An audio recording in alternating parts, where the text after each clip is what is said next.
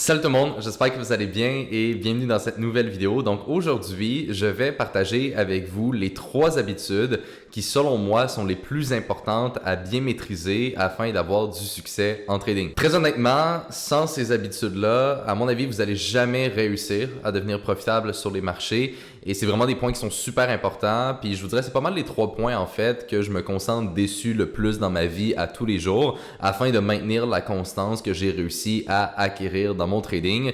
Et la 3e habitude va probablement vous surprendre, donc assurez-vous de rester jusqu'à la fin de la vidéo. Donc avant qu'on commence, guys, comme d'habitude, j'apprécierais énormément si vous pouviez mettre un like sur la vidéo. C'est quelque chose qui m'encourage énormément à continuer, tout simplement, de créer ces vidéos-là gratuites pour vous. Et assurez-vous également d'être abonné à la chaîne si ce n'est pas déjà fait. Alright, donc allons-y directement. La première habitude à mettre en place, c'est tout simplement l'organisation. En fait, ce qu'il faut comprendre, c'est que pour réussir en trading, il faut tout le temps avoir 2 coups d'avance. C'est-à-dire qu'il faut voir un peu d'avance c'est quoi les possibilités de comment le marché peut évoluer. Et lorsqu'on a l'une de ces possibilités qui nous intéresse, qui commence à se concrétiser, eh bien, il faut déjà être prêt en fait à la saisir et à placer son trade. Parce que si vous n'êtes pas justement d'avance au niveau des opportunités, ben c'est sûr que vous allez en rater énormément. Et le jour où vous allez tomber sur un trade qui est déjà en train de se concrétiser, eh bien, vous allez être stressé, vous allez être un peu précipité dans le temps. Et ça, c'est jamais quelque chose qui est bon. En trading, c'est super important d'être au minimum 2 coups d'avance. Donc, de tout le temps être capable de voir c'est quoi les différentes situations possibles qui peuvent développer sur les marchés. Et après ça, ben, qu'est-ce qu'on va faire par rapport à ces situations-là? Donc, moi, personnellement, l'organisation, c'est vraiment l'une des choses les plus importantes dans ma vie, autant pour le trading que pour mes business, que pour ma vie personnelle. J'essaie tout le temps d'être le plus organisé possible et j'ai plusieurs trucs à vous partager qui vont pouvoir vous aider avec ça. Donc, astuce numéro 1, c'est probablement la plus importante, c'est de tout simplement planifier sa journée la veille. OK? Donc, avant d'aller me coucher, je vais tout le temps prendre à peu près un 10 à 15 minutes pour réellement réfléchir à, OK, ben c'est quoi les choses les plus importantes que j'ai à faire dans ma journée du lendemain et je vais vraiment planifier donc les activités que je vais faire à tous les jours. Donc, si je vous montrerais mes journées, vous verriez que c'est extrêmement structuré, c'est-à-dire que je sais exactement c'est quoi toutes les tâches que je vais faire dans mes journées. Je vais pas au point d'écrire de telle heure à telle heure, par exemple, je vais faire telle chose parce que évidemment, quand on fait du trading et quand on a des business, ben, c'est normal qu'il y a des imprévus dans sa journée qui viennent un peu changer des fois la structure de comment qu'on veut travailler, mais ça reste que j'ai quand même une liste de tâches à faire en ordre d'importance et c'est quelque chose que j'ai à littéralement tous les jours. C'est une habitude que j'ai développée dans les dernières années et très honnêtement, je pense pas que je pourrais fonctionner comme je travaille aujourd'hui sans cette habitude-là. Donc si par exemple quelqu'un m'empêcherait d'être organisé, je vous confirme que je serais vraiment moins productif et c'est quelque chose qui viendrait nuire mes résultats en trading, mais aussi dans ma vie en général.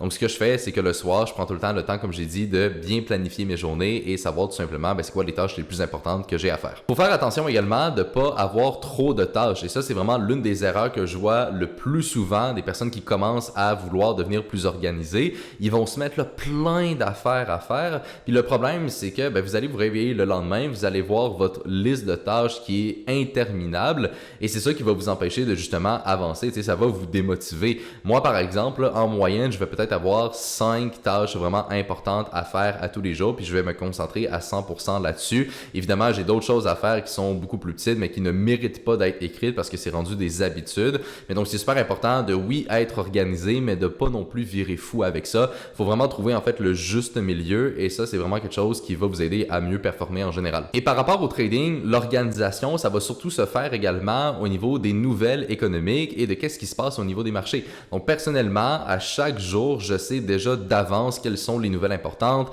quand est-ce que les marchés vont peut-être plus bouger et quand est-ce aussi que peut-être je vais vouloir prendre un trade si j'ai une opportunité. Et ça, évidemment, c'est des choses qu'on développe aussi avec le temps et avec de l'expérience. Mais donc, le fait de tout simplement être organisé par rapport à mon trading, ça fait que c'est très rare que je suis surpris des marchés. Parce que même quand on a des gros mouvements, souvent, c'est relié à des nouvelles économiques et c'est des choses que je suis capable d'anticiper d'avance. Et ça fait que, comme j'ai dit, je suis presque jamais jamais surpris au niveau des marchés. Je sais tout le temps qu'est-ce qui peut développer, pour quelles raisons. La seule chose qui pourrait changer ça, c'est si par exemple il y a un événement très important et qui était tout simplement imprévisible qui se passe dans le monde. Mais à part ça, tout le reste, j'arrive tout le temps à bien contrôler ça. Et ça fait qu'à tous les jours, je sais plus ou moins donc à quoi m'attendre sur les marchés. Mais plus souvent qu'autrement, c'est assez proche de qu'est-ce que je m'attendais. Et ça m'aide donc justement à bien gérer mes trades. Et ça m'aide aussi à ne pas passer des heures et des heures devant les marchés à tous les jours.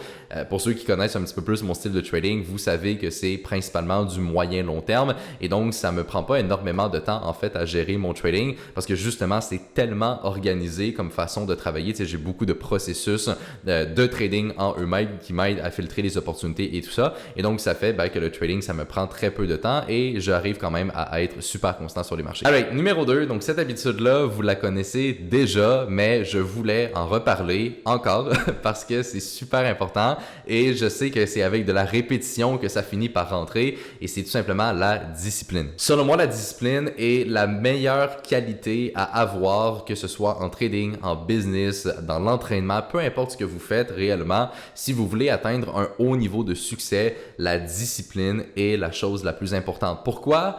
Parce que être motivé, c'est temporaire. Okay? La motivation, c'est une émotion. Et on est tous motivés de temps en temps. Tu sais, ça arrive qu'on se réveille le matin puis qu'on est super motivé, on a beaucoup d'énergie, on a envie de travailler sur ses projets, mais je vous confirme que ça ne sera pas toujours le cas. Et vous savez ce qui fait la différence entre quelqu'un qui réussit et quelqu'un qui ne réussit pas? C'est tout simplement que les gens qui ont du succès, même les jours que ça leur tente pas, ils vont quand même travailler, ils vont quand même mettre autant d'efforts que les jours que ça leur tente et continuer d'avancer vers leurs objectifs. Et ça, la différence donc, c'est la discipline. Quelqu'un qui est discipliné, peu importe si ça lui tente ou non de travailler, il va le faire quand même parce que c'est la valeur qu'il a choisi de prioriser. Et si la personne est capable de faire ça, évidemment, cette personne-là va beaucoup plus avancer rapidement vers ses objectifs que la personne qui travaille juste dessus quand elle se sent motivée. Okay? Donc, il faut vraiment enlever l'idée d'avoir de la motivation puis d'écouter je ne sais pas trop quelle affaire pour se donner un peu d'énergie le matin. Honnêtement, c'est un peu inutile. Ça va fonctionner pour du court terme, évidemment, mais je vous le confirme, c'est vraiment pas ça qui va faire une différence pour du long terme. Et au final, si vous voulez réussir en trading ou juste réussir dans votre vie en général, on s'entend que c'est pour du long terme. Et donc, je pense que le plus tôt possible qu'on met des bonnes habitudes en place, le mieux qu'on va être capable de réussir. Et la discipline, selon moi, c'est vraiment la chose la plus importante, tout simplement. Une métaphore que j'aime bien utiliser pour représenter la discipline, c'est de tout simplement agir comme un robot. Et c'est vraiment ce que j'essaie de faire, donc, à tous les jours, encore une fois. Quand je regarde la liste de tâches que j'ai à faire, tu sais, je suis pas là en train de me dire, ça me tente de faire ça, je me sens fatigué aujourd'hui, je vais m'enlever ça, Non, tu sais, je vais juste regarder ce que j'ai à faire, puis je vais le faire, tout simplement. Je vais vraiment essayer de ne pas inclure mes émotions dans ce que j'ai à faire parce que je le sais que ces émotions-là, au final, ils vont pas forcément m'aider à réussir et que c'est juste des sentiments court terme. Tu sais, je suis pas en train de dire que les émotions, ça vaut rien puis qu'il faut jamais les écouter. J'ai déjà fait des vidéos, en fait, sur le fait de comprendre ces émotions et de ne pas faire comme si on n'en avait pas. Mais je pense que d'un point de vue productivité et d'un point de vue juste avancer vers ses objectifs, c'est super important de tout simplement le faire. Puis au bout de la journée, si réellement vous vous donnez à 100% et que vous avancez, même si ça vous tente pas, je vous le jure, vous allez tellement être fiers de vous. Tu sais, ça va renforcer également l'idée de travailler justement puis d'accomplir de grandes choses parce que vous allez être fiers de vous. Vous allez vous dire que crime, j'ai quand même réussi à travailler, j'ai quand même réussi à avancer, même si ça me tentait pas le matin. Puis vous allez justement vous coucher avec ce sentiment intérieur de progression. Et ça, c'est vraiment l'une des émotions, selon moi, qui est la plus forte pour un être humain. Et ça va vous aider donc à mieux dormir. Vous allez vous réveiller le lendemain avec plus d'énergie, puis vous allez juste embarquer dans un cercle comme ça qui va donc vous aider à réussir. Donc, on peut vraiment juste changer sa perspective de motivation à discipline et c'est probablement en fait la chose qui m'a le plus aidé personnellement dans tous les aspects de ma vie. Et la troisième habitude que je voulais partager avec vous, et ça va peut-être vous surprendre un peu au début, mais vous allez voir que c'est quand même assez logique, c'est de tout le temps remettre en question ses idées de trade. Concrètement, cette habitude-là, j'ai eu l'idée de l'incorporer dans ma vie quand j'ai vraiment observé en fait plusieurs traders qui n'ont pas de bons résultats. Et l'un des points que j'ai remarqué étant commun au travers de ces personnes-là, c'est tout simplement que souvent les gens, quand ils prennent un trade, ils sont tellement convaincus d'avoir raison, ils pensent que c'est la seule façon que le marché va évoluer. Et souvent le problème, c'est que ça va amener les gens à prendre plus de risques et évidemment, c'est l'un des points qui empêche les gens de réussir et qui même font perdre beaucoup d'argent. Donc personnellement, quand j'ai une idée de trade que je trouve intéressante, je vais vraiment prendre le temps de me remettre en question et de même essayer de voir l'opposé, donc de voir l'autre direction, puis est-ce qu'il y a vraiment, par exemple, des bonnes raisons qui pourraient aussi justifier le marché de baisser, par exemple, si moi je parie à la hausse. Et ça, c'est vraiment un travail aussi qu'on doit faire sur son ego, c'est-à-dire qu'il faut réaliser qu'on n'est pas des magiciens, on n'a pas tout le temps raison sur les marchés. Même moi qui est profitable depuis plusieurs années, ça m'arrive d'avoir des trades perdants et c'est tout à fait normal. Et ce travail-là, ça permet également d'avoir une idée peut-être un petit peu plus objective au niveau des marchés, parce que si on a une idée, par exemple, qu'on veut prendre un trade dessus, mais qu'on croit fermement que ça va fonctionner, ça nous empêche justement d'être objectif et peut-être de voir le monde comme qu'il est réellement versus qu'est-ce qu'on pense qu'il est ou qu'est-ce qu'on veut qu'il soit.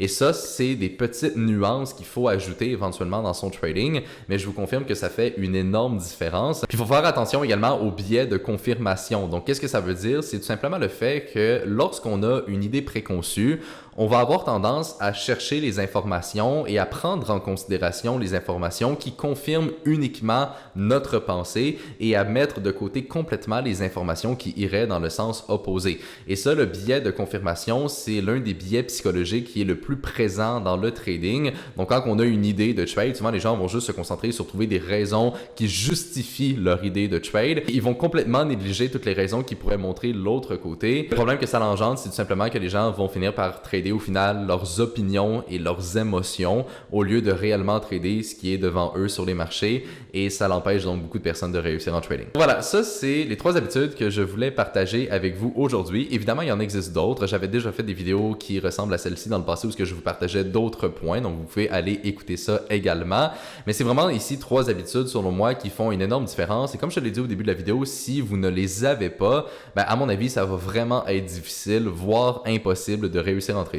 Donc évidemment, je vous suggérerais fortement de les mettre en pratique, tout simplement. J'espère que vous avez apprécié la vidéo. Si oui, comme j'ai dit au début, vous pouvez y mettre un like et là-dessus, je vais tout simplement vous retrouver dans la prochaine.